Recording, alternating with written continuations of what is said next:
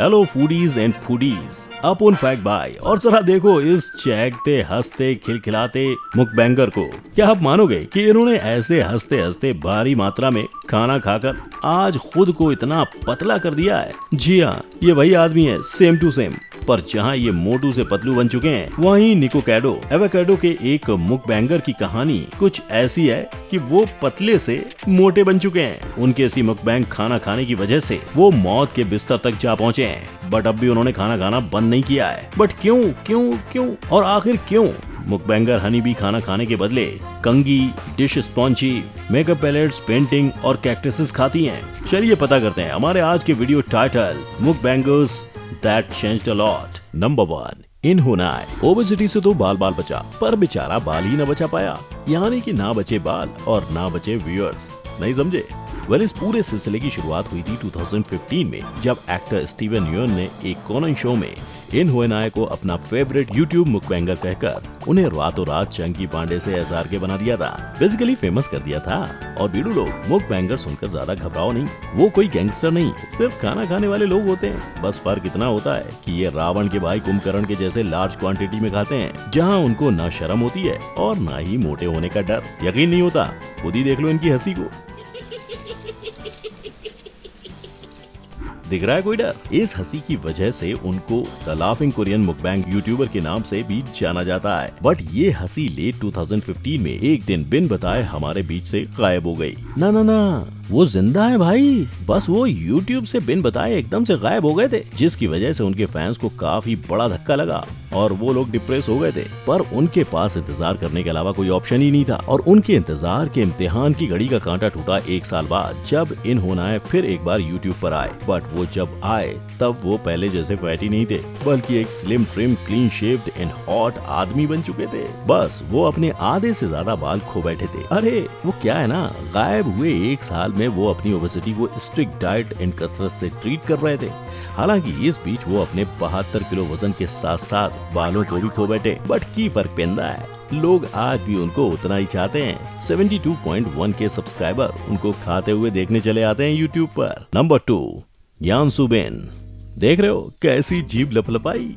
पर आज दुनिया यांसू बिन की जीभ नहीं, उसके लूज वेट को देखकर हैरान हो रही है। और आप भी होंगे जब आप देखेंगे कि सू बिन ने 2, 4, 10 नहीं, पूरे 44 किलो लूज कर लिया है। पर ये सब हुआ कैसे? क्या इनकी भी कहानी आधी रात को टेलीविजन पर दिखाए जाने वाले स्लिमिंग बेल्ट वाली एड जैसी है? Well, definitely not. इस ट्रांसफॉर्मेशन के पीछे कड़ी मेहनत और लगन है, जिसकी शुरुआत 2019 में तब हुई जब साउथ कोरिया की सू बिन को ये महसूस हुआ कि उन्होंने अपनी बॉडी को अनहेल्दी बना लिया है। और इसका सबूत उनका 131 kg weight, 41.8 BMI body mass index और 53.5 बॉडी फैट परसेंटेज, मतलब एक हेल्दी BMI जो 18.5% से 24.9% होता है, उससे डायरेक्ट डबल।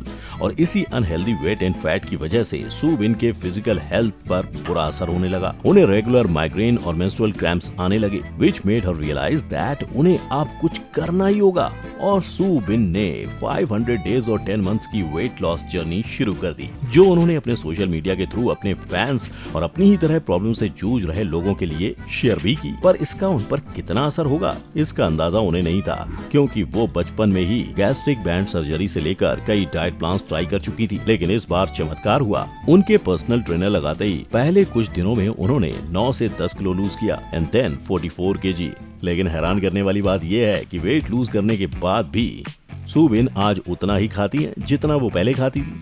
अब बस वो जिम में ज्यादा मेहनत करती हैं और उनके डाइट में leafy foods and good carbs ने अपनी जगह बना ली है। Number 3, honey bee ASMR।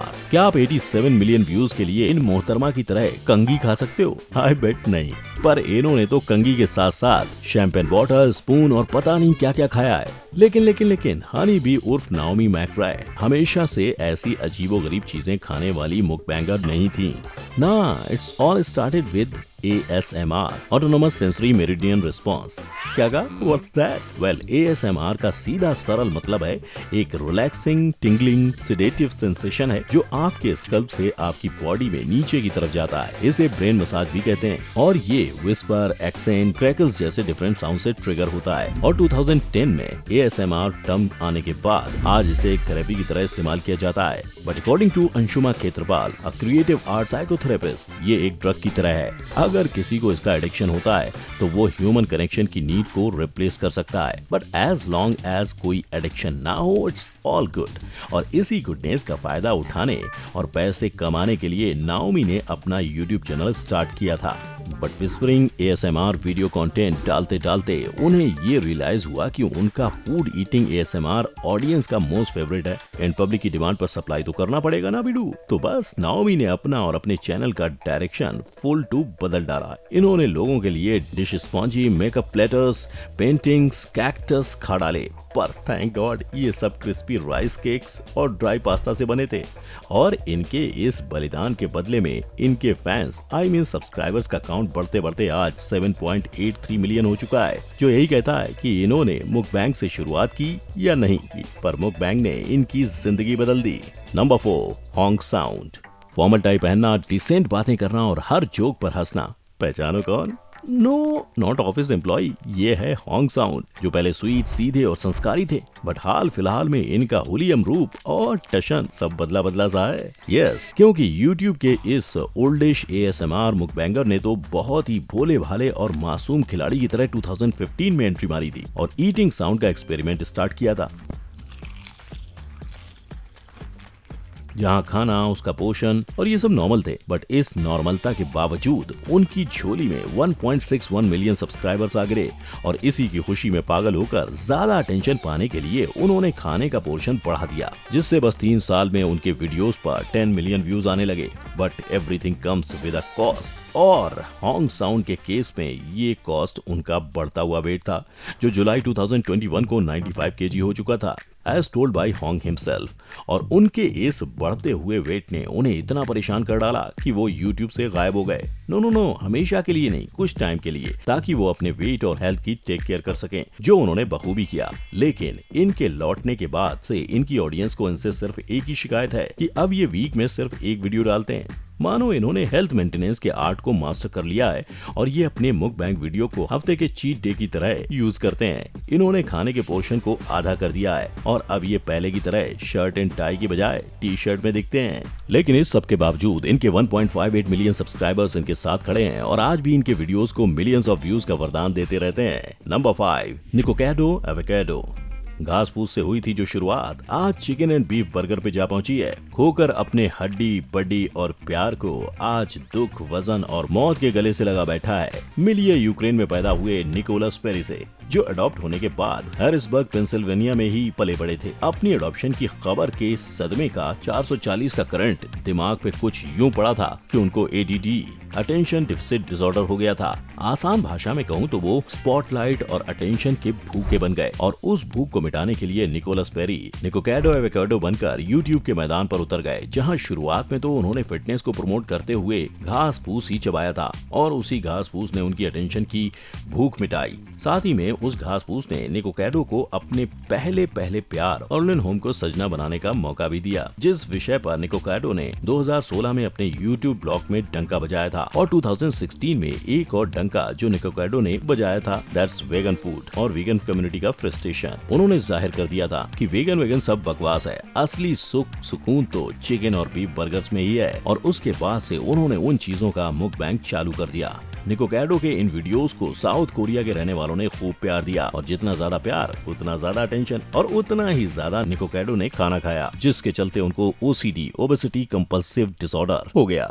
But क्या लगता है वो रुके होंगे? नहीं, इनफैक्ट निकोकैडो ने अपनी बीमारियों का फायदा उठाते हुए मेलोड्रामा करना चालू कर दिया, सो दैट वो और ज्यादा अटेंशन और स्पॉटलाइट सीख कर पाए। उसी फ्लो में निकोकैडो ने निकोकैडो एवोकाडो 2, मोर निकोकैडो एंड निकोकैडो एवोकाडो 3 करके 4 यूट्यूब चैनल्स की दुकान खोल दी, जहां कुल मिला के उनके 5.5 मिलियन सब्सक्राइबर्स हैं एंड पर वीडियो उनको ओवर 1 मिलियन व्यूज मिल जाते हैं। अगेन, जितना ज्यादा उनको अटेंशन मिला उतना ज्यादा उनका ड्रामा बढ़ा, उनका खाना बढ़ा, उनका वजन बढ़ा। और जब इंसान के पास इतना सब कुछ आने लगता है तो वो कहते हैं ना, भगवान कुछ ना कुछ छीन लेते हैं। बस वही हुआ निकोकैडो के साथ। सबसे पहले तो उनके प्यार ने उनको छोड़ दिया, क्योंकि उनसे अब मेलोड्रामा नहीं सहा जा रहा था, जिसके गम में निकोकैडो ने और ज्यादा खाना खाया।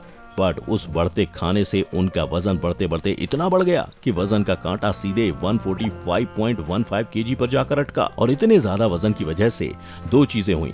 पहली कि वो मुश्किल से चल पा रहे थे, लाइक उनके वॉलमार्ट शॉपिंग की वीडियो देख लो तो वहाँ वो स्कूटर में दिखेंगे। एंड दूसरी कि जब वो चलते हुए वीडियो शूट करने की ट्राई कर रहे थे तब वो गिर पड़े। साथ ही में वो अपने रिब्स की 3 हड्डियां भी तोड़वा बैठे और पहुंच गए डायरेक्ट हॉस्पिटल। उफ, ये तो काहे खत्म नहीं होता है। वेल, होगा भी कैसे, क्योंकि निकोकैडो ने इतना सब सहने के बाद एंड इनफैक्ट हॉस्पिटल के बेड तक पहुंचने के बाद भी ना ही अपने पेट की भूख को शांत किया और ना ही अपने अटेंशन की भूख को। अब मैं तो यही प्रार्थना करूंगा कि जो हो जैसा हो, बस उनकी अटेंशन की भूख मिट जाए एंड निकोकैडो मुकबैंग सिर्फ इसलिए करें सो दैट वो सच में खुश हो उस चीज को करने में, ना कि सिर्फ अटेंशन के लिए। आफ्टर ऑल सबको हक है भाई कि वो जो काम कर रहा है उसमें वो सच में खुश हो, है कि नहीं?